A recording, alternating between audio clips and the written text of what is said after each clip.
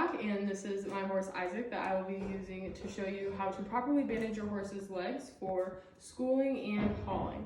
So the importance of wrapping your horse's legs is it protects all the tendons and ligaments that they have in there from debris that can get kicked up in the arena, like rocks or like sand or anything that can like harm your horse's legs in the arena. Or if you're out on a trail ride, like if you run, like sticks hit their legs or something. So it's very beneficial to the horse. It's also great for, say you're a jumper and you are jumping and you accidentally hit the rail. It can protect your horse's legs from getting like bruised.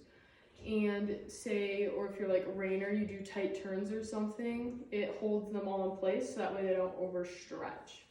So wrapping your horse's legs is just something that is great for them.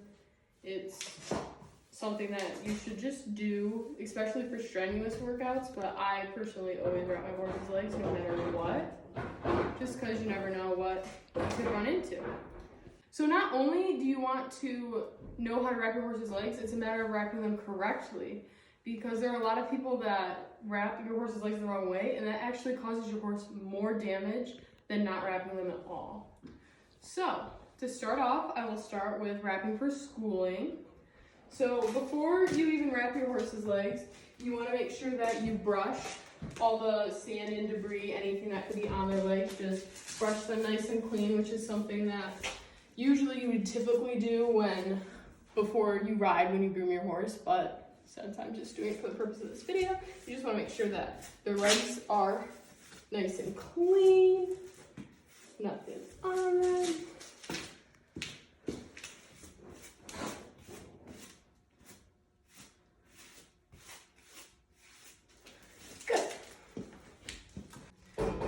So we will start off with using our basic just felt polo wrap. And so you want to get down on the leg, hold it with the little extra piece. You want to start it right in the middle. You want to go around front to back. And the first time you do not want to pull it tight, because if you pull it, the whole thing will just come off like that. So you want to wait until you pull it, until you at least have it wrapped around twice. And then when you pull it, you always want to make sure that you pull it on the front of the bone. Never pull it on the tendons and ligaments, because that can pull on them funny and strain them. So you just go around and you start about right under the knee. You just go around and you want to go around down a little bit each time.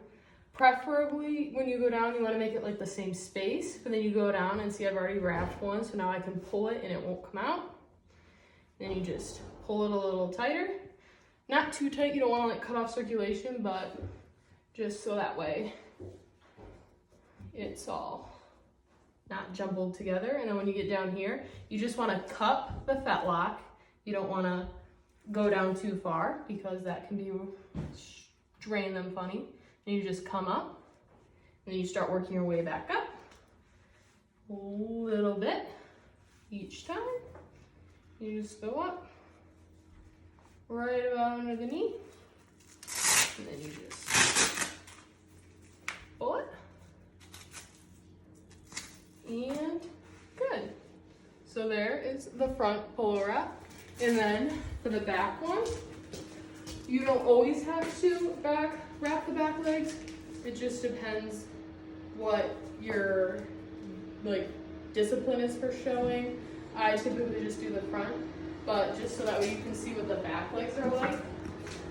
So it's basically the same. You want to do like right below the hock to their fetlock again. It's just the back legs are typically, their cannons are a little longer.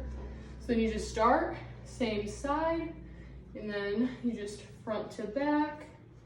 You go down, pull on the bone, pull.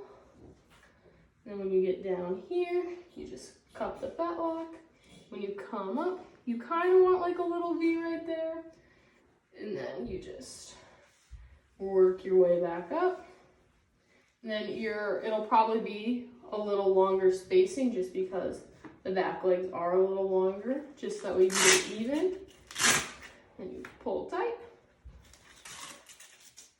And then, perfect. And that is how you bandage your horse's legs for schooling.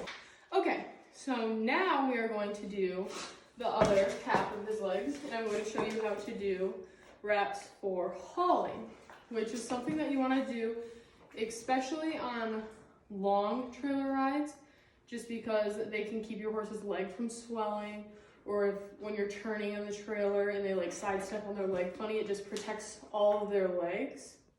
So this is something very beneficial that I usually do for trailer rides that are over half hour long. But yeah, so to start off, you are gonna want your basic pillow wrap. I do pillow wraps, there are other types of wraps, and then I do 12-inch on his front legs and 14-inch on his back legs, just because, like I said, the back legs are typically a little longer, so it's just what I do, but you can use the same length for all legs. And then you just have my standing wrap. So to start off, you take it and you want this, again, just like if you were to start your polo wrap, you put it right there in between, and you bring it around. Then you just pull it around. And then once you have this, you can take your wrap and you put the little extra piece inside of there, and then you want to hold it with your left hand. And as you bring it around, you're still going to need to hold it. You're going to want to wrap it again before you pull it, otherwise when you pull it, it'll fall undone like your polo wrap would. And you just pull it, and then same thing, you want to pull it on the bone. You just do a little tug and bring it around. You're probably going to want to leave a little bit of your pillow wrap shown. And then you can wrap it a little smaller for these, just because your typical standing wrap is longer. So to do it properly, just because you're going to have some extra left over, then you usually go right below the knee. You bring it around.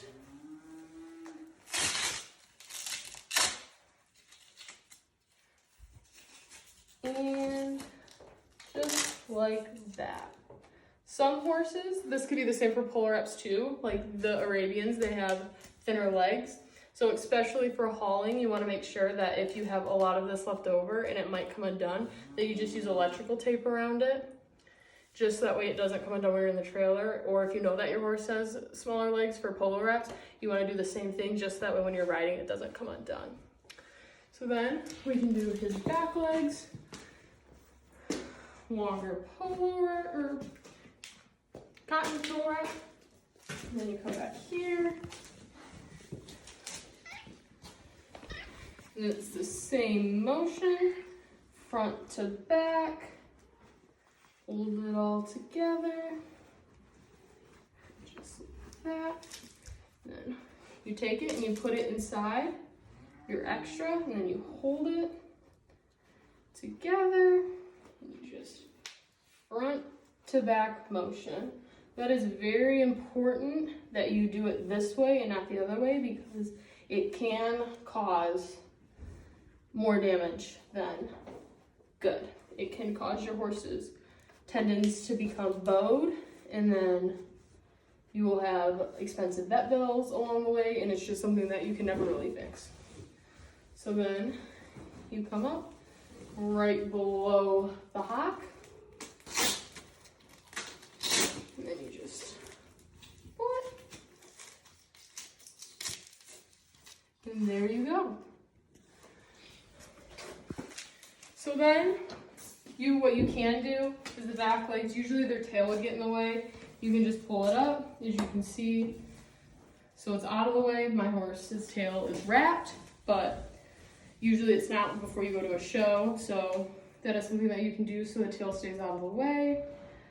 But yeah, that is how you properly wrap your horse's legs for schooling and hauling. Thank you.